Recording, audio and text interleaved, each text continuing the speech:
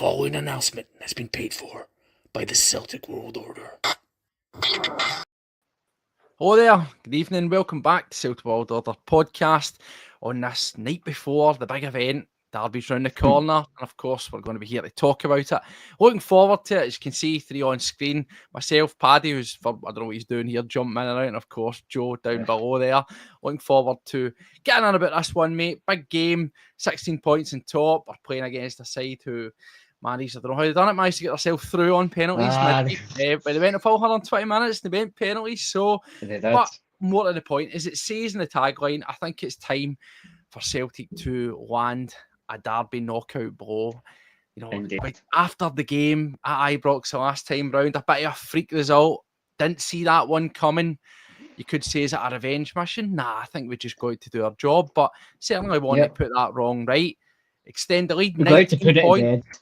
Exactly, that's it. And we're here, plenty to talk about. We'll have a wee look what we think about it. We'll talk a wee bit about how we think they went midweek. Did that give us any ideas of what we can expect? We'll cover it all. Get them in early. If you have anything you want to talk about, anything you've got any thoughts in the game, predictions in the game, whatever, get them comments in and we'll try and add them in as much as we can. So anyway, as we always do, a wee bit of housekeeping at the start of the show. Welcome back. As it says at the bottom, if you're a returning viewer, then thank you very much for your continued support. If you're new, welcome to you too as well. Just make sure you do one thing and one thing only. It costs you absolutely nothing. Hit the subscribe button. Hit the wee bell icon, you'll get notified every time we go live. And if you like what you see in here, get the wee thumbs up. You want to go mental, share it, tell folks, get more folk involved, support the channel. And if you want to support us further, you can do the wee membership section there. It's $1.99, it's a donation to the channel. Just helps put all this together. And of course, we're elsewhere. Loads of places to catch up. We're on TikTok. I think that's what Paddy was away doing, trying to tell the TikTokers to bring their body over here. We're on X at CWO Pod 1888, Blue Sky, Spotify. You know the score by now. But anyway, that's that. In the bin. Let's get down to business because there's a big match to talk about. In case you didn't know, there's a big match. It's a huge match. I'm looking forward to it. I think it could be, guys, a wee bit more needle than, as I says, it could potentially be, I don't know, a wee bit like games of old. Because there's going to be 2,400 rabid Rangers fans in that corner. We've got the safety netting up. We're going to be penned in. And of course, there's the Brogue brothers in the dugout of the opposition team. So that wee bit of the Rangers, man, let's get into them and all that. I think there's going to be a wee bit of fire and brimstone, a wee bit of sort of old school niggle. Do you think it's good? I mean, Paddy, you guys, you were at the last game there. You've got a sample of the extra fans in. Looking forward to this. You're Berremore as well. Oh, God, okay, unbelievable. I know. Looking forward to the atmosphere of old being somewhat back. Oh, he's froze up, and it's I'm hoping so. The atmosphere at the Hibs game. Sorry, the atmosphere at the Hibs game was absolutely fantastic. 7,000 Hibs fans absolutely sung their hearts out, out singing the Green Brigade at some points as well. Now, I don't imagine for a second that the Rangers fans tomorrow are going to outsing anybody at Celtic Park. I think it's just going to be absolute chaos in there. You said about them being penned in. That's the best place for them. Get them in that corner and pen them in. That's all it's going to be. It'll be nice to slag them for the stands again. I've missed it. Nice to see everybody in the chat as well. Evan in there as well. Evan McKinnon. Evan's a guy who won the well done again, Evan. Absolutely fantastic to see you in here, mate. A member as well. Absolutely brilliant. I also want to give a shout out to one of your young followers, a young guy called Finn Brown. Finn's going to be doing the Three Peaks Challenge, raising money for Glasgow Children's Hospital. So what I'm going to do is I'm going to stick a link on one of your social media pages. And if anybody wants to donate to the little guy for a great cause, get in there and get it done. Lovely. There we go. Aye. So, yeah. I like that. Yeah, excellent. Aye. Good Paddy, you go to a Three Peaks Challenge. You're going to get your body up there and start raising money for the good causes. I couldn't do one of them, Steve. Let's be honest, mate. Just to lose that belly first. Oh, well. No, but fair play to the young man for doing that, absolutely. And we'll put up a wee thing. We're all behind supporting folk that are doing good work for charities and that. So, lovely. Love that. Love it. Exactly. Well done, Finn. There you go, wee man, on your own. Like, punches right behind you, I know. But anyway, boys, let's get down this game. Let's get right in about it because we've had a nice, clean week. The manager came out and obviously says that there's really no massive change. Callum McGregor's going to be one. We'll talk about the team. We'll go on to that. That's going to be up for debate. I assess it. We know we're not going to have Bernardo, and we also know that Liam Scales got a bit of cheekbone issue. Realistically, none of these guys, well, I say apart from the captain, but the peripheral injuries are not really going to be that much an issue. And of course, Joe's pal's back because James Forrest is in contention. They're going to make a break. He's going to get Ansel on the bench here. Give us another option as well. But getting excited. I want to start in reverse, right? Because I just think that we have the manager. And I want to start with the opposition, right? Now, no matter what you think of Rangers, as we say, there's maybe some wrongs to be put right. They'll think of that last game. The script was that we were going to give them an absolute doing. That was going to be the match that was going to get, Lord Voldemort the sack. It didn't happen. A strange Celtic turned up that. But again, we go back and we say the cup final, they made a game here. So, again, we find ourselves in this position where, given their current form, the expectations, Joe, are that Celtic are going to turn up and we're just going to absolutely slaughter them. Now, I would love it. I would love it, and I wouldn't put it past us to give it a real solid, steady result and win by a couple of clear goals. But I just feel that that notion of beating them 4-0 by scoring 5 goals, I don't know, it seems like a thing of days gone by, mate. Yourself? Yeah, we'd all love everyone to come out and for Celtic to absolutely pump them 7-1, something iconic again like that. But the reality is, it's probably not going to happen. We can all accept that, right? A win is a win at the end of the day.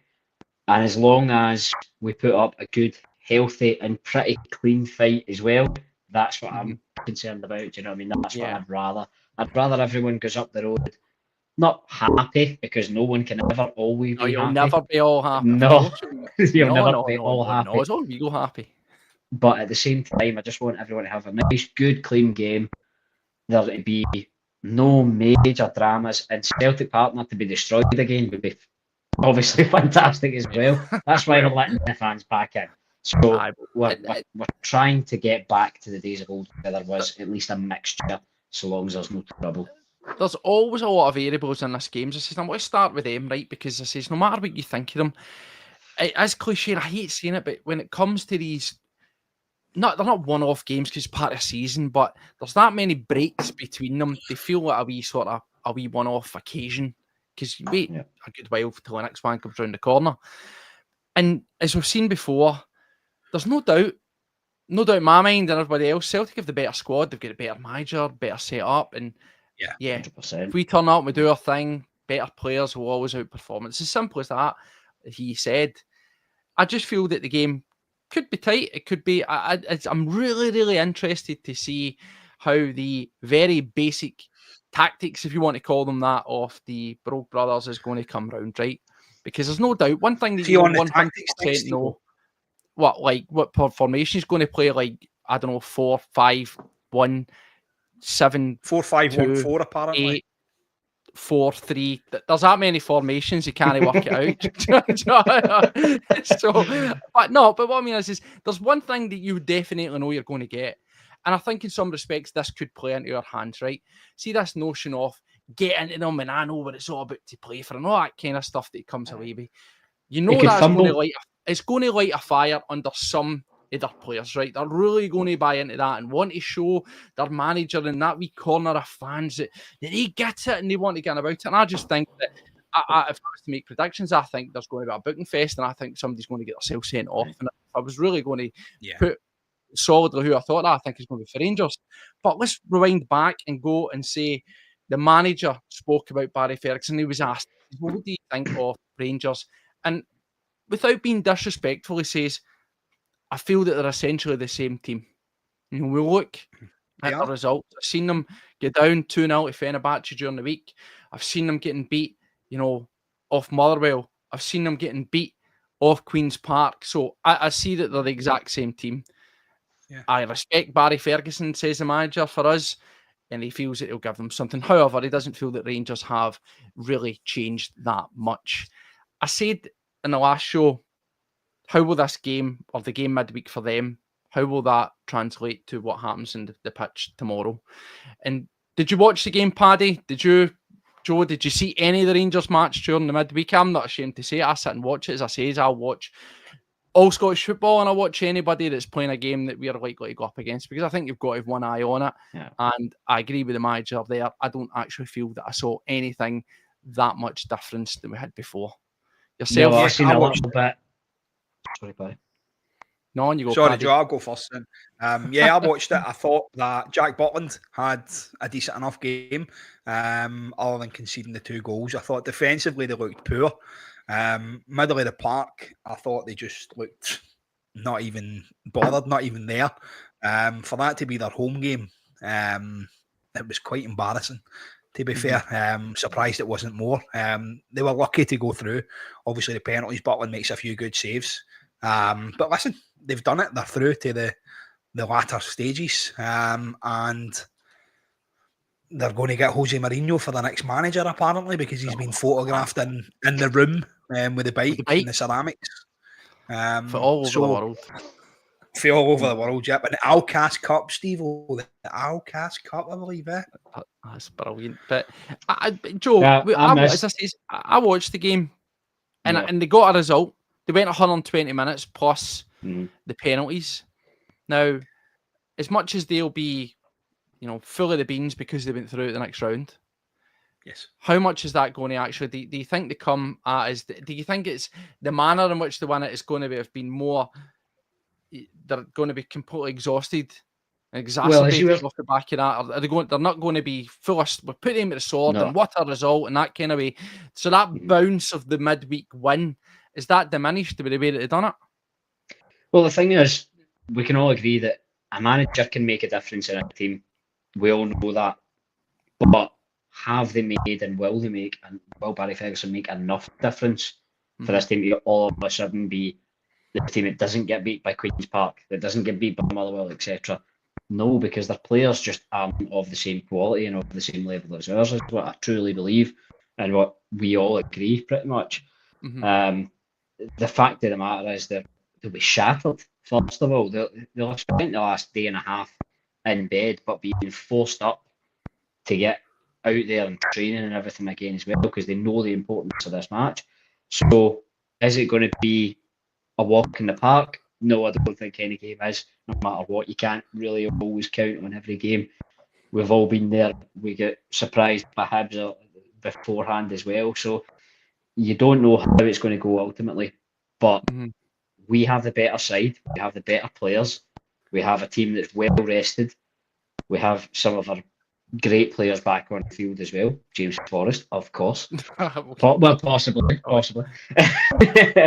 So, he'll not be on the field. He'll be on the bench, Joe. Yeah, you never know. You never know, right? Just you calm down. 63rd minute, I'll call it now, right? 63rd minute. We'll see. That might be a big ask, but well, with yourself there, Paddy, we'll jump up to you. And what I'm going to do is, just FYI, Joe, I'm going to put you on mute. I don't know what's going on with your audio, but it sounds like you were farting every 2 seconds or talking. I think you maybe got a connection issue or something. Check that out in the background, mate. I don't know if you noticed that, Paddy was like, what's going on there? But no, the result midweek for them is undoubtedly it's good for them and what they want to achieve. Of course, they want to move forward, but how much is it really going to make a difference? There's no doubt that team news with them, nothing really's come out. It says they're going to assess a couple of sort of minor grumbles after that. We obviously saw with their key player, let's be honest, let's be realistic here, is no doubt Cherney. And he was down, he was getting a wee bit of treatment. He was doubtful he'd be going kept on. We saw how that Danilo reacted to that, punching the inside of the dugout and all that kind of stuff. But he would be a big miss for them if he had any level of injury, I feel. I definitely feel that, when we talk about our team, as Joe was saying, better players, and I expect us to do better. But there's no doubt we've got to look at some of their players. And they do have guys that can cause us trouble, and he would be one of them. So it'll be interesting to see how that comes down. But as people are saying as well, they're almost going with a 5 at the back. Is that something we're going to get out of them? Are they going to be that blatant about it? I think they will. I think they've got to try something different because we've dominated them. the last few times that we've played them, other than obviously the defeat at Ibrox, which I think was just a kind of one-off game where we didn't turn up at all. You spoke about Cherny. He is their main danger man. He's the guy that we've got to watch for. And as much as people slag him, Dessers, if he gets a couple of chances, I expect him to bury one of them, because they know what it takes now. Barry Ferguson coming in, Joe touched on the new manager coming in and stuff, and Barry's going to bring this mentality of blood, sweat and snotter, Steve, like you always said. A few people in the comments saying that they fully expect us to be getting kicked off the park. Aye, biting lips and shouting at the toilet doors and whatever else he does is square goes with toilet doors and whatever. Maybe that's where the Rangers fans get it, I don't know. But listen, that's what it's coming down to. He knows what it means to play for the Rangers. He knows what it means. He's one of the stalwarts, isn't he? Billy Dodds in there, Neil McCann and the other guy that used to play in goals for them. They know what it means, do you know what I mean? Aye, exactly. They know what it means to play for Rangers, and see if they can get a little bit of that installed in their players, and their players are going to come out there and they're going to try and, I think somebody commented earlier on, kick us off the park, basically. And you said it, you called it, somebody will get a red card tomorrow because it's going to be blood, sweat and snotters. And Celtic, if they go out and play their game, I believe Callum McGregor didn't train as well. So going forward with that, then you slot in Arnie Engels. And you know what? We've said it before, Arnie Engels plays better when Callum isn't there. So let's dive into that. Let's dive into how we're going to set up and how we're going to play. Obviously, Joe, as we say, Cal McGregor, we've seen it. He's been getting taken off around about that sort of 60 minutes in the past couple of games. He's obviously been nursing something. And we've says where that's through necessity. At the same time, he's been a breath of fresh air. He's come off. No disrespect to Cal McGregor. He's a fantastic player. He's phenomenal. But at the same time, we saw a total transformation. I asked the question on the last show when we looked ahead towards this game, and I says, right, let's look at it. Let's say Cal McGregor isn't available. Are you satisfied? Are you happy with playing McCowan, Engels, Hatate? You good with that? Is that what you want to go with? Is that the kind of the layout you want to go? And I was a bit on the fence with McCowan beforehand, but I've found that his play has been a lot better. In the Hibs game, he was phenomenal. He was absolutely phenomenal. So I have no complaints about McCowan playing through the middle this time, and Engels taking McGregor's spot certainly as well. I mean, with these things, as folk are sort of saying it, we're all smoking mirrors and stuff. Let's just say Cal McGregor is fit enough to feature at one point. Now, we've argued this before, and we says, do you play the guys at the front end and get the early effect out them, or do you maybe keep them and they're an option if you need them off the bench? Paddy, there's no doubt that he's one of our key players, instrumental, usually orchestrates a lot there. If he is, let's just say 70% fit, is playing a 70%, 80% fit Cal McGregor as imperative as, say, playing a 80% fit Maeda or Jota or something like that, or Carter Vickers? I think it's different. It is different. Callum McGregor brings so much to the squad. We spoke about that before. He's the ideal captain. Him and Scott Brown, obviously, what they bring to the club, what they bring when they're on the park. And we noticed it when Callum was gone. Even if he's not had the best of games, he gets everybody else into positions. He G's people up. He gets the best out of the team, and that's what you need for your captain. And games like this is where you really need them to grab it by the scruff of the neck at some points and drag your players back into the game. Because no doubt we're going to be on the back foot at some points in this game. But if he hasn't trained, then that says to me, Steve-O, that he's not going to feature. You know what I mean? It's a tough one. A lot of people are saying here, it's obviously huge, hope he starts. Mix didn't train or partly trained. It looks like he's out. You know, folk here, Paul saying thinks he'll get the first sort of 65 minutes or so. Hope so. Let's just say we wake up tomorrow. The team news come out there, Joe, and McGregor's name is nowhere to be seen. Absolutely nowhere to be seen. Now, as has been put in there, Punch is saying, and it's good bit of versatility. Perhaps not the versatility that I would want to see, but again, we've also got options. We've also got Jeffrey Schlupp, who can play in that sort of more central role if you really need it.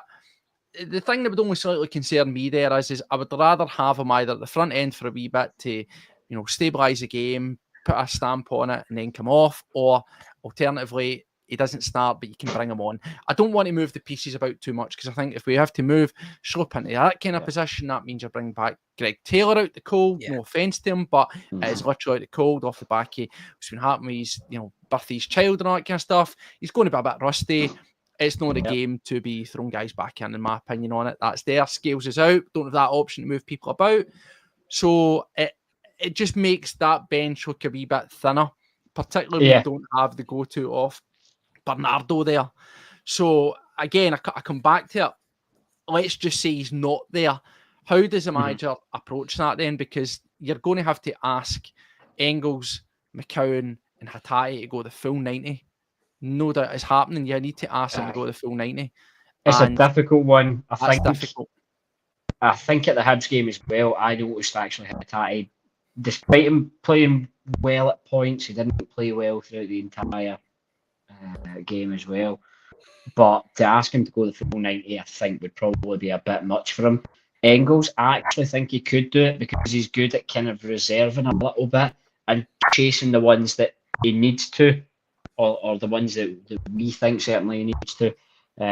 Whether he sees different obviously on the pitch is at the time and in the moment. Schlupp moving over as well, I think is a bit of a strange ask. It's not a big ask, but I think it is a bit of a strange ask. And to bring Taylor, as you say, out from basically nothing would be really, really difficult. So I hope we don't have to fall back on that. If Callum could come out and do the first 40, I would be over the moon with that. I wouldn't care if he was either off before or after half time, but I would rather he doesn't overdo it as well, and then we end up captainless, if you will. Is it maybe being a bit flippant? I don't like to be overly confident. As I say, I always try, as you well know, Paddy. Maybe folk don't like it, a bit too sort of cautious at times, but I was very confident the last time round, absolutely brimming out me. What I will say is, and I'm happy, cut it, record it, whatever. I'll fall on this sword. I am very much in the camp that, see if Celtic do not beat Rangers tomorrow, do not beat them comfortably. Now, by comfortable, I don't mean 4-0, 4-1, 5-0, but I just mean comfortably controlling the game and beating them by a couple of goals, at least minimum 2 goals clear. If we can't do that, then I'm sorry, it is embarrassing. For me, it will be an absolute travesty if Celtic can't go out and put away this Rangers side. Now, we know that they seem to have a lot of trouble playing from home and away, but their biggest troubles lately have been playing at home. There's no doubt they're going to be full of it. They're going to be up for it. The manager will be running about, probably slapping them in the face, whatever he needs to do, punching them in the stomach to get them up for it. The fans in that corner will make a difference. They will make a difference. Now, as we know, as great as the fans can be sometimes for them, they turn on them. Do I think that they are going to start booing their players if they're getting beat at Celtic Park after not being in for ages? No, I don't. I think that regardless, they'll try to show their staunch and they'll sing and they'll shout and they'll try to get behind the team and all that stuff, right? That's what's going to happen. So I don't think you're going to get the turning on them. Where it might demoralise them is if Celtic can go back to scudding them and they start leaving early. That could get the heads down, right? Lovely, wouldn't it? Of course it would. Of course it would, Paddy. But again, I look at it, is it maybe me being overly sort of confident or maybe arrogant about it? But what I'm saying is come back to Cal McGregor. Is he really that imperative for this game? Now, that's not to diminish what he brings to the team because he brings a lot. He's huge. He's a massive personality. But we've sat and spoke about guys that need a game. They need a performance. They need a marquee moment. And, you've been speaking up. You've been positive about Arnie Engels. I like it. Keep it going, Paddy. But looking at Arnie Engels, for example, needs a big performance against Rangers. Shut a lot of people up from our side, from their side. We look at, for example, Raskins get into that Belgium squad. Engels hasn't. There's a guy that we want to prove a point. There'll be comparisons, whether it's like chalk and cheese. People will be comparing them. Their fans will be comparing, he didn't get in all that. Big performances. And Arnie Engels, step him up to the mark because Cal McGregor's no there. Yeah. Rio Hatate, return to form. Yeah. A first outing properly for Luke McCowan. could it be a blessing in disguise that we might get more out of these guys? Listen, looking back at the last, let's say 4 games, Callum's kind of dropped off a little bit. He's not been his usual self. He's not been doing the powerhouse stuff that he normally does. And every single time that he's went off, Engels has stepped in and done the role, dare I say, better than what Callum's done. And you know, and is that maybe down to this wee lingering injury though? It could be. It could possibly be. We spoke about him and Engels being very, very similar type players. And I said, obviously, that's why I think Engels is really struggling, because him and Callum are very, very similar. Hatate, I think, has to up his game. I think Rio Hatate has to put in a performance. And I think games like this is where the skill does show. He's got the power to hold off. He says about Luke McCowan as well. Luke McCowan is a Celtic boy. He's as staunch as they come, the same as them. I don't know if what is it we call our fans? Because it's no loyal and it can't be staunch. I don't know. Unrepentant, what we call it. I don't know. But there we go. No, so what I would say is that Calmac is better than Engels in one particular way, which is picking the pocket. He's absolutely fantastic at picking the pocket when it's not quite in the danger zone, but when this whole pass back situation is going on, which I'm sure we'll touch on as well, McGregor is fantastic. If the ball is loose and the ball is lost, he's fantastic at picking the pocket of players. And I don't care who the player is, he's very, very good at it. So that's one side of things I would like to see a bit of improvement from Engels. But I can't knock his performances, unlike Paddy has in the past good while, you know. I can't knock his performances of how they've been. No, and that's the thing. We've no soon enough. It's just we'll look at how we're going to set up. I definitely said a lot of talk about Schlupp, I think, which is brilliant. Mark Kearney saying they think we'll see McGregor start. Good to see you in there, Mark. Good man. Looking forward to the game, no doubt, from your vantage point in the stadium. But no, it'll be interesting to see. I think that the Cal McGregor thing, and it's good that we're having these conversations, right? Because we've sat on podcasts for ages now, and we've always spoke about wanting to improve and wanting to, get a potential heir to the throne, if you will, for Cal McGregor, right? We've said that, and I've often championed the idea of we should always be thinking about everybody can be replaced, everybody can be improved upon, and that even includes Cal McGregor. Right now, I'm not saying that he's done it. Do not misconstrue what I'm saying here. All I'm saying is I'm all for it. So see if he's not there, see if he's not going to be there, and we've got guys to come in, fill the void, and step up there. That's what I want to see. That's the kind of headaches that you want to have, where if you've got a problem that is instantly solved. And I just get the feeling that if he's not going to feature or he's going to part feature, then I think, based on what we've seen, where the plays looked a lot more purposeful, a bit faster flowing, and the 3 guys in question have looked a lot more comfortable than when they're partnering. Again, I'm not saying that's big the captain's shackling anybody, he's not, but they just seem to be playing a better version of themselves, playing perhaps in the position they're meant to be, particularly with Aaron Engels. And I just think that for me, that's what I like to see. I like to see the potential that this could be a real performance where they rise up to the top. They put in that shift that we've been waiting for and improve. So there's no doubt midfield is going to be a battle. The last one, we lost it. Every single guy in that midfield at Ibrox get completely ran over.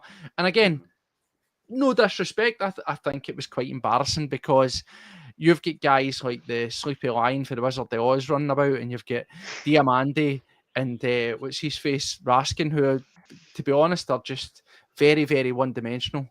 But they are running about and spraying passes around and ghosting past our midfield. That cannot happen. It simply cannot happen tomorrow.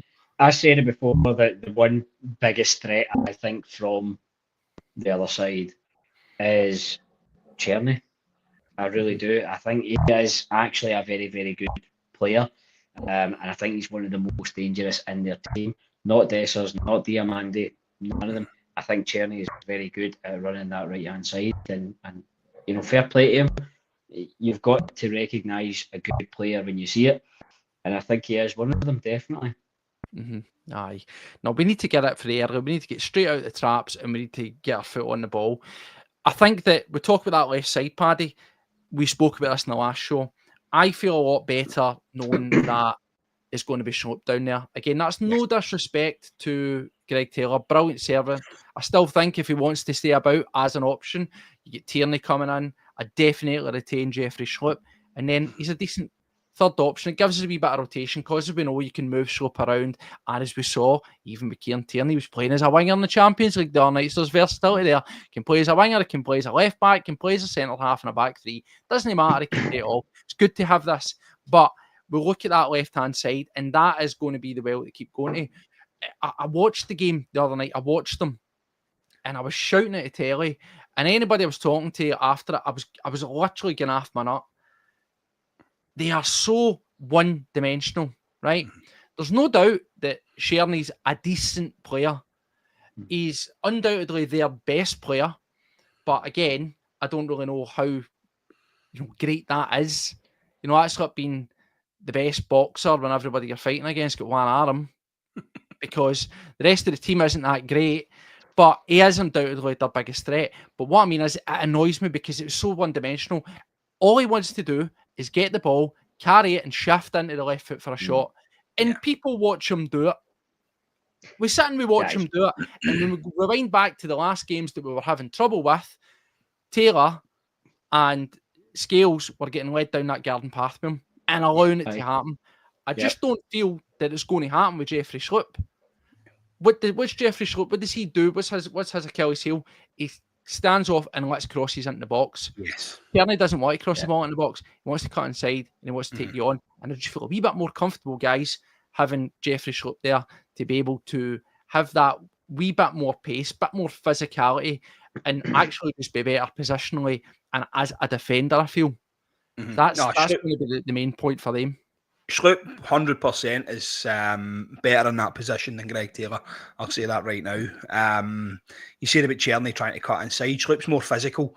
He likes the physical side of the battles. You've seen him against Michael Olise in the Champions League, and he dominated him for large parts of that game. Now, if he can do it to a player of Michael Olise's quality, then I'm sure he can do it to somebody like Václav Černý, who, in my opinion, is a decent Louis Palmer. That's it. It's the same thing all the time. He doesn't bust to the byline. He doesn't batter crosses in. He tries to cut inside every single time, and he's so predictable. And if you stand off and you give him a dig, it'll cause you problems because he's got a bit of ability. But in my opinion, Jeffrey Schlupp will have him under control. And you've also got... Do you feel confident to jump in? Do you feel confident with Trusty? Because there's been a lot of questions. I've seen a lot of people in the comments still saying that the jury's still out on there. Is this game, is the home environment going to suit him better? Remember when he was a bit ropey, it was the neutral, it was Hampden, shaky against him. He seems to be, anytime I've saw him, value for money at home. Seems a bit more comfortable. He's comfortable with crosses into the box. He's comfortable when the ball's in the air. For me, it's the stuff on the deck that Trusty starts to struggle with. And if you think back, you said about the Belgium squad, obviously Colin Raskin and Steady Engels. Both Trusty and Carter Vickers have been called up for the America squad as well, which I think is really, really good. Obviously for Celtic going forward, if both of their centre halves are getting called up for the same international side, that's extremely good. So, listen, it can only benefit us if they two are playing together all the time, even at international level. I'm going to bring this up here, and I'll put this one up to yourself here for Brown Warrior. And I agree, see with the concerns around Trusty there, Joe. He's saying he's a bit too grabby for me. So that's... What I would say is to just real quickly, he reminds me a wee bit of Sviatchenko. Times he looks brilliant when the game's in front of him, and all he's got to do is tackle and header clear and do the basics. However, he's got a tendency to get close. And if he gets turned, his next move's a grab or a push, and he can be quite ropey there. Now, look, we know what we're getting here. We're getting Stevie McLean in the middle, and we're getting Brother Beaton on VAR. Now, we've seen a lot of referees re-refereeing matches. We don't want to give them a chance with this kind of stuff. No. Exactly. And I think Brown Moore is exactly right there. See, when it comes to Trusty, is that bit too handsy. And I think with Černý cutting in on the left, it's going to be just too risky for him to stick the leg out just that bit too far, hands out, bit grabby, whatever else it may be, and take him down in the box. And then before you know it, that's penalty Rangers, because we know what will happen in any case. So see but that, how we're do we trying to tackle limit that? it. How do we tackle that now? The Well, one that's thing where I is, think the combination of Schlupp and Engels comes in. how high does our line need to be? How high does our line? Because I want to recall back to the first game away in Turkey for Fenerbahce. They played a suicidally high line right now. Celtic will never be that naive, but we do like a high line. But I think that what we need to do is we can't allow them to gain ground on us, particularly down that left-hand side.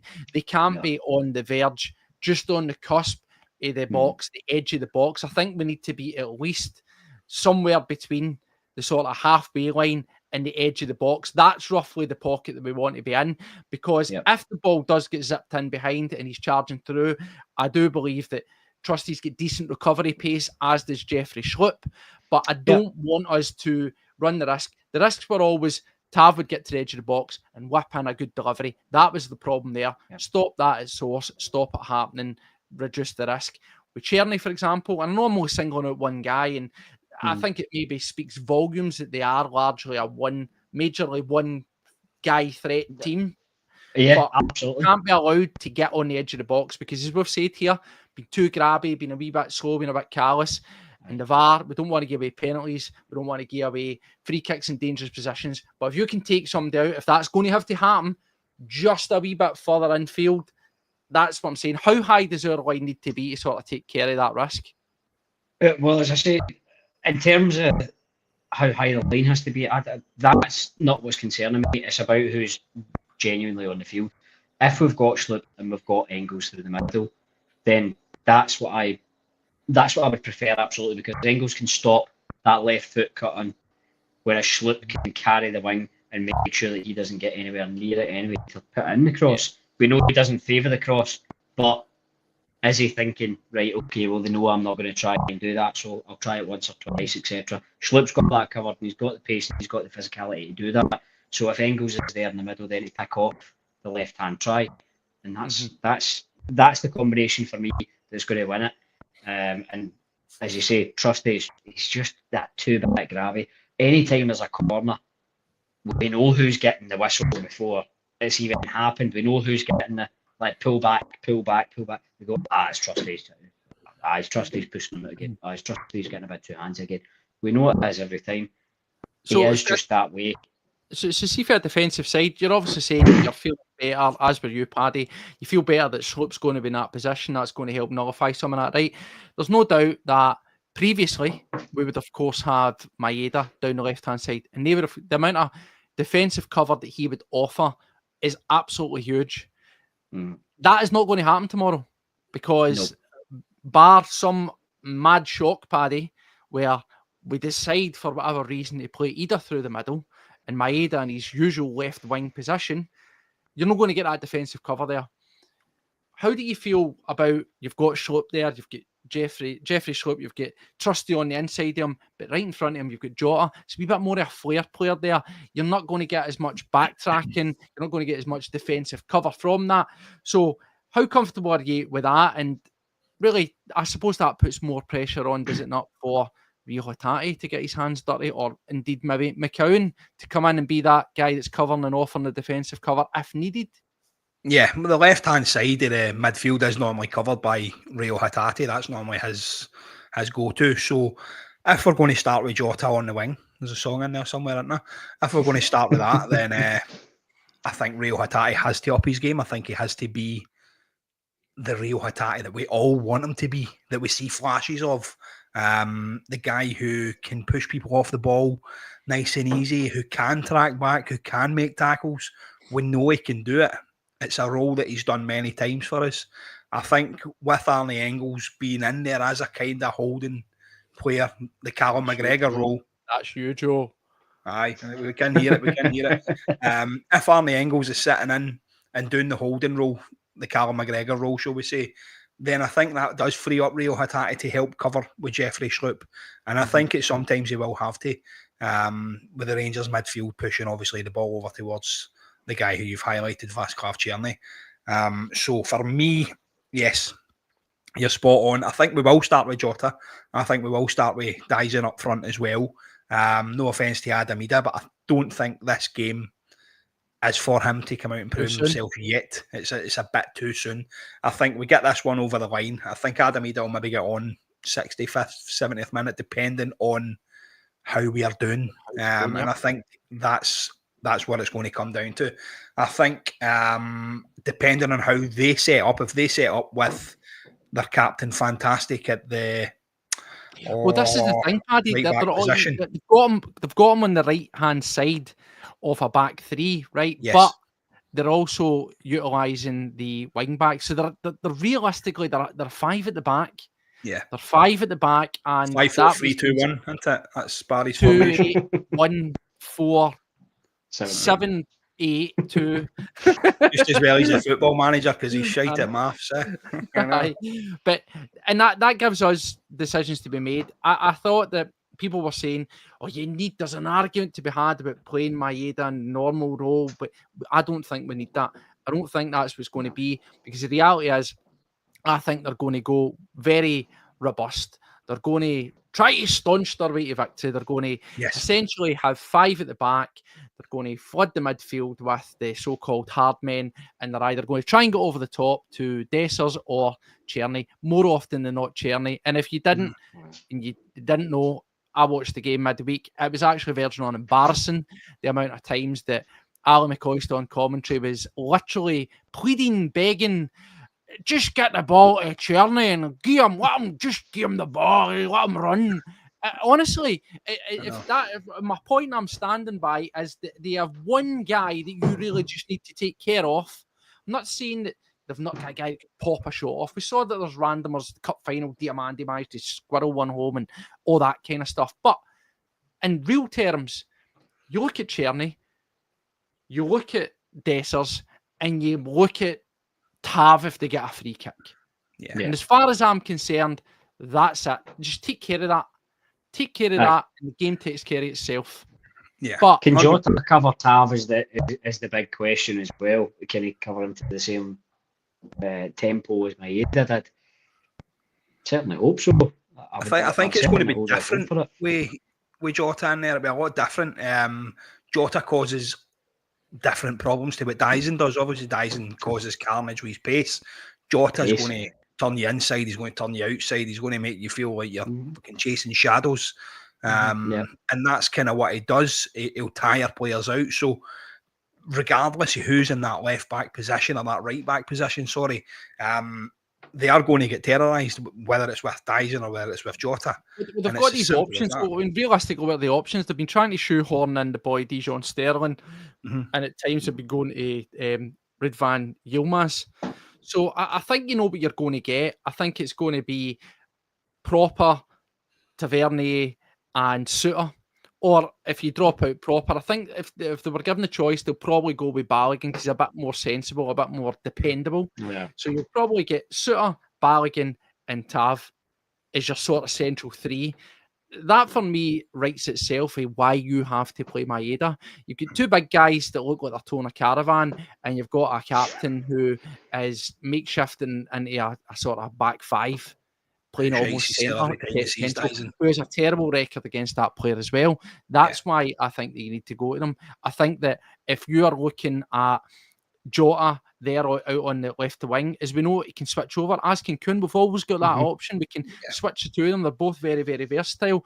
If you think that we need to play anybody else on any of those wings, and by anyone else I mean moving around Maeda, then I think it's a bad day. I really, really do. And I'll be that fun about it. I don't think that. I think that the team in the front 3 writes itself. It's just up to the guys, Jota and Kun, step him up and show him a wee bit more. Because again, likewise with Kun, has Kun ever had a glittering game against Rangers? I probably would say the answer to that is no, despite the goal in the cup final. He did that, but his performance for the rest of the game wasn't great. Certainly everybody was shameful at Ibrox. So I just feel that these guys are, if they can get the supply and they can get the balls in behind, you know that Dyson will make on the end of those runs. But even if it's just a squaff, he's going to react first. He's going to be fastest finger first, fastest foot first, and ball in the net. And that's something that he's never going to be. He's just not ever going to get there, I don't think, as well. You know, we know that playing him for the start is a bad choice, first of all. But he's only ever good at the dead easy finishes that, I'm not being funny, but me or Paddy or yourself, Theo, could probably tap in. Don't bring me in here. I'd probably miss them. No, that's true. No, I'm really looking forward to this. A lot of comments are coming in again, just saying about the amount of bookings that we got midweek for Rangers. Yes. It was incredible. Now, tired legs again. I feel that when we go into these games, said it time and time over, we're kind of damned if we do, damned if we don't. See if Celtic go and we win this game, whether it's, well, let's just say comfortably as I want. Let's say we win this game at a canter and we look very much like Fenerbahce did the other night, zipping the ball about, just constantly swarming them, wave after wave after wave, and looking like they're chasing shadows. Let's say that's the way it pans out. You see, we played 120 minutes midweek and we're tired and we've got injuries and the season's gone anyway. We're only caring about Europe and we've got a new manager in, and what do you expect? Right, okay. If we draw, or if, God forbid, we were to lose, see, you're not that good. The gap's closing. Like, Celtic can't win here. We're back. Of course we can win. We've got it all to lose, though. From a narrative standpoint, not that it should matter. Yeah. Celtic, all the pressure for me is on Celtic. Yeah. And by pressure, we've got it all to lose. Expectancy. We're the ones with everything to lose. Yes, a game at home to them. To lose a game at home to them, unthinkable. For them, as I say, with a makeshift manager and off the back of 120 minutes, we're the ones that have got, unfortunately, everything to lose from a reputational standpoint. It's a free boot of the ball for them, Paddy. Mm-hmm. No, 100% it is. And you think back to, I can't remember the year, but when they got to the final, I believe they played 120 minutes again and then played us the weekend after that. They didn't have much rest and they beat us in that game, if you remember. So you can't be saying that stuff like that's going to affect them. I watched the interview with Chris Sutton, Chris Boyd, and who else was on? I think it was Neil McCann. They were getting interviewed by Gordon Duncan, and they were saying that. They were saying you can't, they're professional footballers. Playing 120 minutes on a Thursday night or a Wednesday night shouldn't affect you on a Saturday or Sunday. It really shouldn't.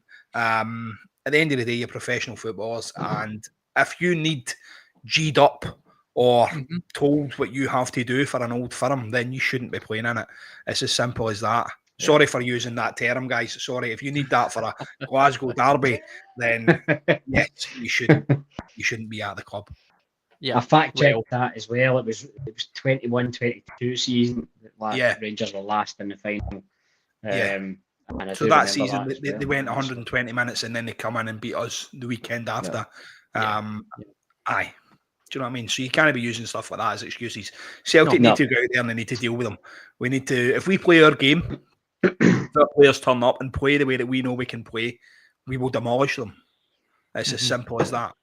There's a lot of concern around about refereeing as well.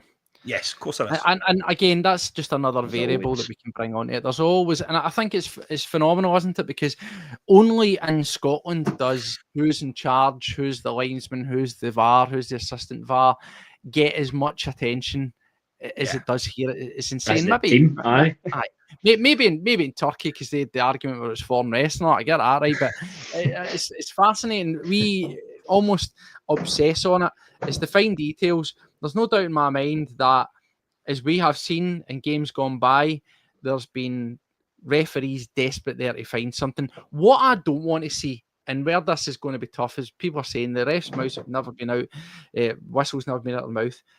I want the game to be allowed to at least kind of flow. Now, see if the tackles are flying in and there's a bit of needle and a bit of nip in the game. Within reason, I want to let it flow. I don't want this, somebody gets touched and they go down, whistle, and it just slows down the tempo of the game. And I think if we're being honest, if that is allowed to happen or does happen from a refereeing standpoint, that's probably going to benefit Rangers more than it will us. Aye. 100%. We want to be playing fast. We want to be playing swift counter-attacking football as we always do. We want the possession. We want to be on the ball all the time, zipping it from side to side. Yep. We play very fast attacking football. And if the referee, like you said, Steve, is going to be blowing the whistle for every single little nip here and there, every time one of their players hits the deck, then it's just going to play straight into their hands. For me, the main danger is their deliveries into the box. Now, I said before when we highlighted Austin Trusty, says he's decent in the air. He's going to have to be tomorrow because, listen, Tav can put a ball into the box. We all know he can. And if one of their guys gets on the end of it, then it's going to be a total different game for the one that we all expect. I'm fully confident here going into this that we are going to turn up tomorrow. I don't think there's any thing in here. Again, talking about the confidence thing, we're setting everything up in the line.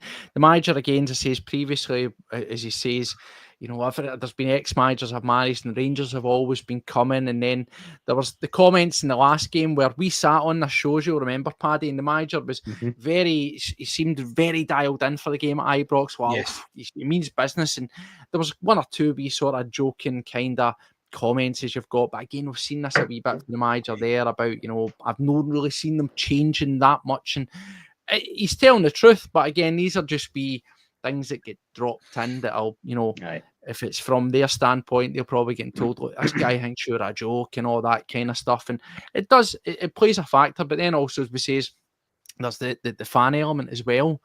It's going to be new to quite a few of the players in the Celtic team that have, all right, I always use Hampden as an example, but a half and half's not quite as intense, strangely enough, as that wee corner, whether it's at Parkhead that wee corner. Ibrox.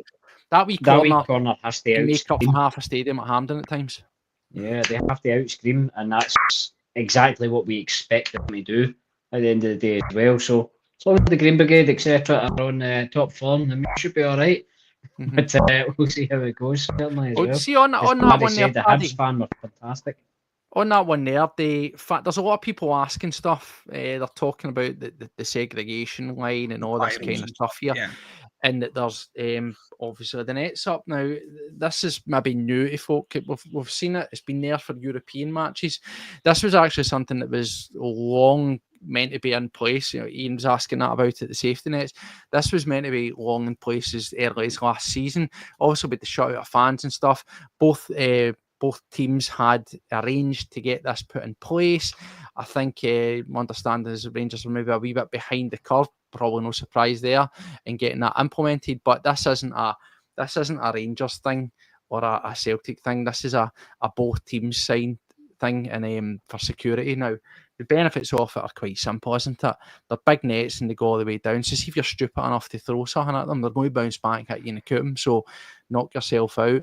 I think it's really just something that is a sort of maybe a sad indictment of where we are on this situation. But come back to the fans, we spoke about the Green Brigade. Don't know if you saw that. They obviously put out the statement. Yes. And they said that they've not been allowed a tifo, and that was absolutely tragic. I'm neither here nor there about it. I don't want to dive into it, just the politics, the whys, the wherefore not. But we spoke about it the last time, Steve, as well. I don't think tifos make it. Maybe looks great on telly and all that. I get it, but I don't think it makes anything. Of course, with the chat, and they referenced the fact that there was the Israel, the red card stuff, and they felt it was partly to do with that, and they rightly said that that's became a sort of across the board. You see that in world football, it's becoming more prominent. Loads of fan groups now. I don't think it's that. There was then obviously as well the question around about the home one, which I believe was depicting an image of Vic McFarlane. Don't want to go into the ins and outs of who the person is, what your views are. Personally, have absolutely no skin in the game. I do not care less one way or another. I just no interest. I think there's a lot of people. The Green Brigade bring a hell of a lot to the game. They sing, they make noise, they G up the rest of the crowd, and it's absolutely fantastic. The tifo side of things, yes, tifos are fantastic to look at. They're really nice, and it's lovely to see that. And it's a nice thing when teams come to Celtic Park and you see them walking out and they're looking over, going, "Oh wow, that's incredible." They do great things. But for me, yes, there is times when it should happen. I think a Glasgow derby, when the fans are going to be there for the first time in ages, would have been a great opportunity for the Celtic fans to put them up there and put a big banner out there saying basically welcome to hell. Well, it'll be interesting to see what if there's any sort of type display or whatever in the Rangers end. There might be something. Of course there will be. They'll try something. What I would say is that tifos, I don't think the tifos actually make the atmosphere. It's the songs, the music, the chanting, the fans themselves that make the atmosphere. Yeah. The tifos are nice to look at, as Paddy says. They're great on highlights, they're great on whatever else on telly, but I just thought I'd mention it's something that came out, and they obviously were feeling a sort of bit hard done by it. As I say, look, in terms of it, we don't know the ins and outs. I don't know if there's been any direct quote from the club on the matter. It's irrelevant if there is, as I say, but they certainly laid mention it too, the Israel stuff and the Big McFarlane ones, I say, and I'm already understanding that raised a lot of eyebrows in sort of wider society. There was a couple of complaints around it and kind of things like that. As I say, look, see, at the end of the day, it's from a personal standpoint, it's not for me, right?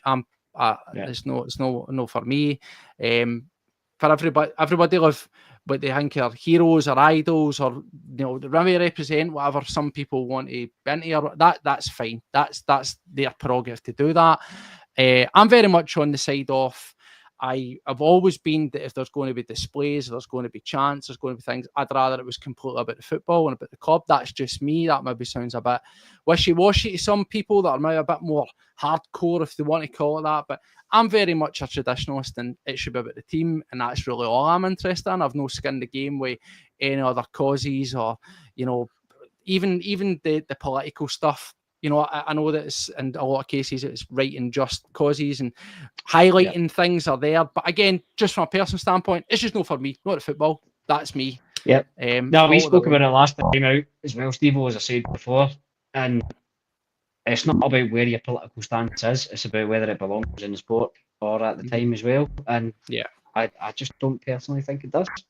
Well, as I say, that's the thing, and as Ian's saying, it's part of the spectacle. I agree that they've always been great, and they've always, in some cases, there's been a wee laugh, and there's been a wee laugh, and you've seen one unveiled at the start, directed at Rangers, or what's happening at Rangers and stuff like that. But again, this is going to be very interesting. I'm just talking, I just want to sort of skim over it, but it'll be really, really interesting, because as we know, the club put out that statement about banners and pre-approval and getting looked at and stuff.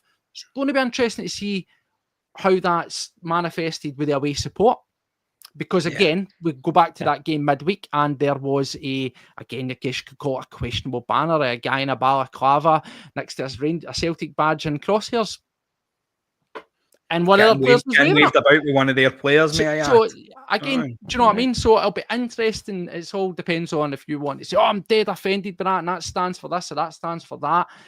It'll be interesting. That's all I'm saying. It'll be interesting to see how that gets sort of, controlled.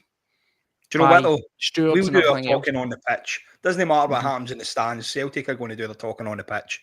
Well, I hope so. 100%. Certainly hope so as well. Yeah. That's good. As he says, I believe they're going to have to be in super early. I saw a lot of complaints about that. I think you'd get them in there at half nine. The away fans are going to have to be in about an hour and a half before.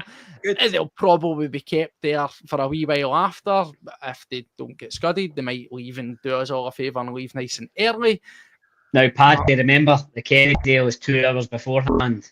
I'll be there. Don't you worry. Oh, that's all right. We missed it by 2 minutes, Philip. Couldn't believe it. You're no going, I know, are you? You got a ticket, I know? No, I'm not. No, I've not got a ticket. I've been trying. I'm still waiting to hear back to a couple of folk. That's why I'm every 2 seconds I'm checking the old phone. That's mine, right? Isn't it, Paddy? That's mine, isn't it? Aye, right. But no, let's sort of bring it home and wrap up. There's plenty to talk about. I think that we're in a good place, as the manager says. Relatively, bar the question marks over McGregor, it's a pretty much a clean bill of health. The side, let's be realistic here. It writes itself. Yes, it's with McGregor in. We know what it's going to be. Front three has to be Jota, Kuhn, Maeda. You're going to have Engels and McGregor, Hatate. he might drop out. The back four is what it is, and Schmeichel and the sticks. How they're going to line up, well, we'll see what comes of it. I genuinely think that they will try to soak up the pressure. I think they'll go for a different tact this time. When they were at Ibrox, at the home crowd, and they did try to attack more, and it caused us problems, but I think that Barry backpass is a wee bit different there. I think he wants to try and maybe stem the bleeding and not take a scudding. So I think he's going to go with this heavy sort of back five type thing. Put in hammer throwers. Yep, put in the hammer throws and basically try and roll the dice on getting him behind. Balls over the top into Dessers, balls into Czerny. And hopefully that's how it is. But what are you thinking, Paddy? Is the 4-0 confidence in you for this one? Do you know what? I won't go for the 4-0. I reckon 3-1. I reckon it'll be a comfortable 3-1. I think we're going to dominate the game. I think we'll keep possession of the ball. I just can't see us keeping a clean sheet because we are quite vulnerable at the back sometimes. And I do know they've got a few people in there that are going to probably cause us a wee bit of hassle. Listen, I would take a 1-0 coming off of somebody's arse. I really would. Oh, look at this. Punch. Yeah, 7-1, yes. Get it on, Punch. Get it on.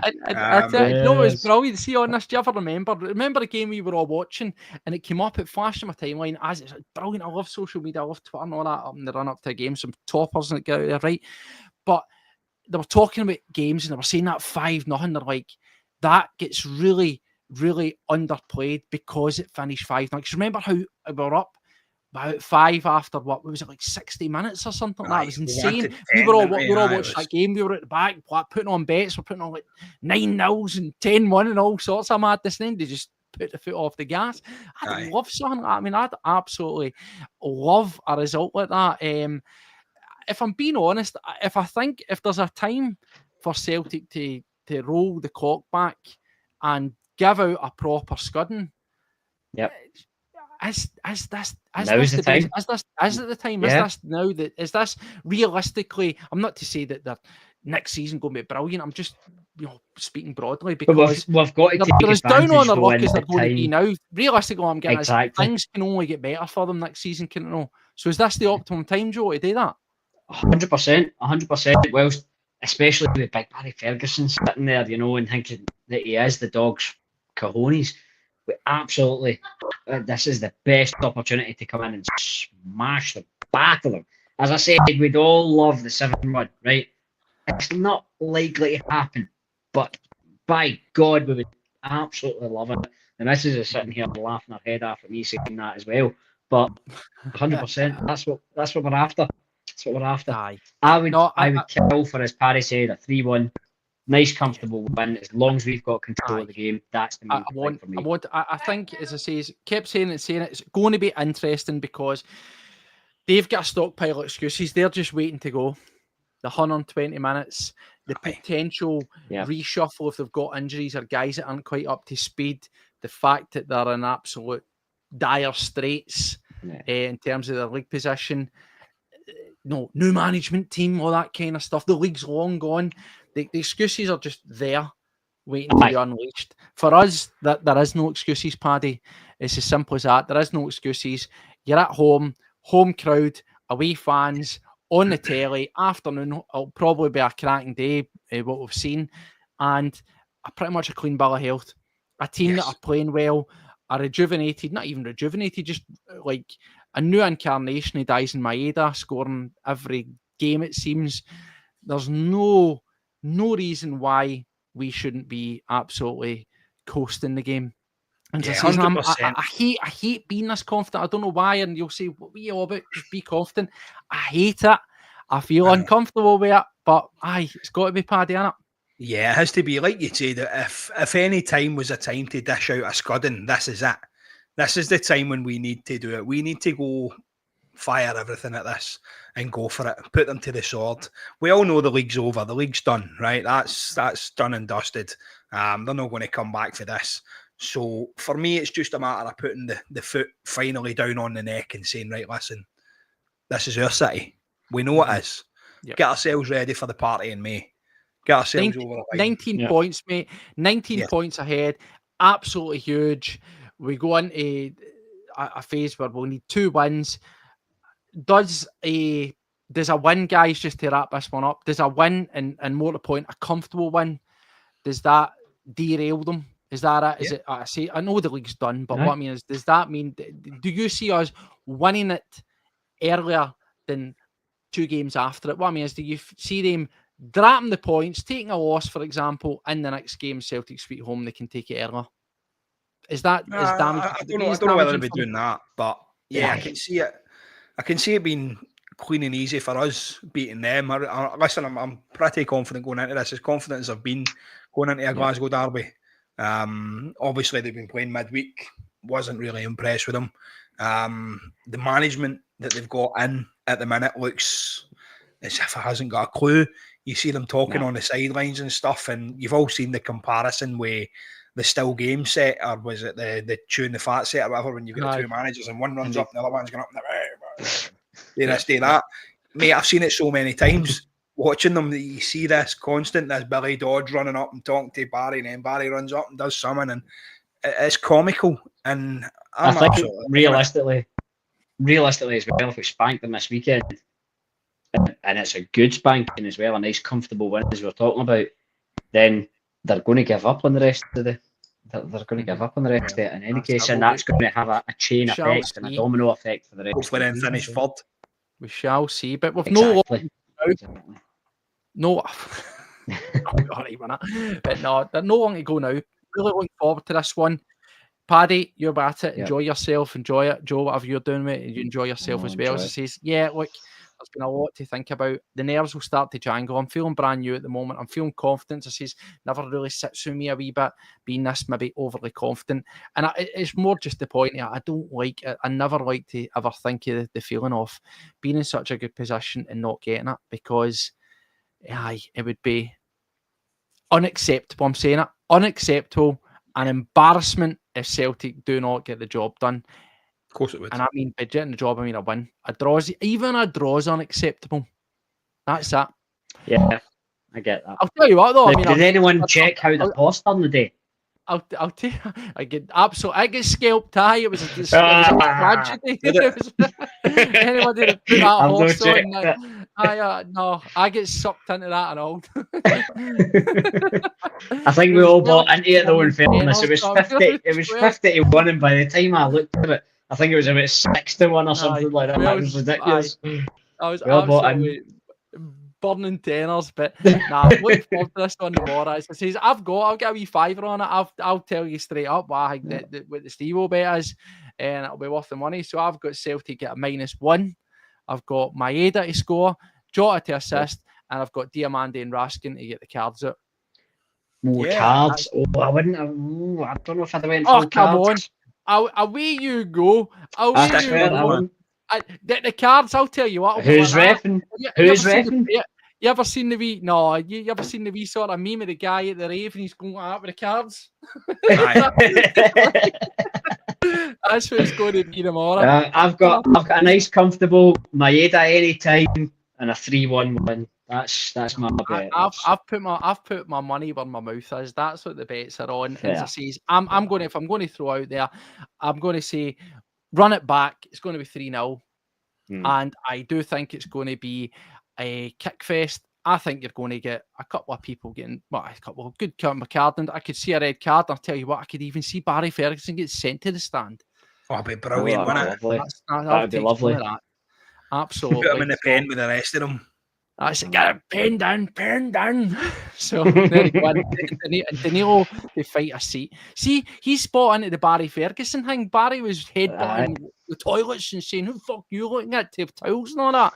He's punching inside the dugouts. That's because we can afford towels. That's that, exactly. But anyway, we've rambled on for over an hour. Thanks everybody for joining us. We say, listen, whatever you're doing, where you're watching it in the house, where you're going out, where you're at the game, enjoy it. Take care of yourselves, stay safe, and of course, hopefully we'll be back to talk about a good result. Hopefully an absolute demoralising doing for them. That's what I want. You some of that. But as I say all the time, I'll take 1-0, hitting our feet. Absolutely. Or big butt. A win's a win. A win's a win. Doesn't matter how they come. They just need to come. 19 points clear. that'd be a beautiful Sunday. I'd be all over that. Absolutely. So anyway, enjoy yourselves. Take care of yourselves. Till next time. Paddy, tell them. Hail, hail, guys. See you later. Bye.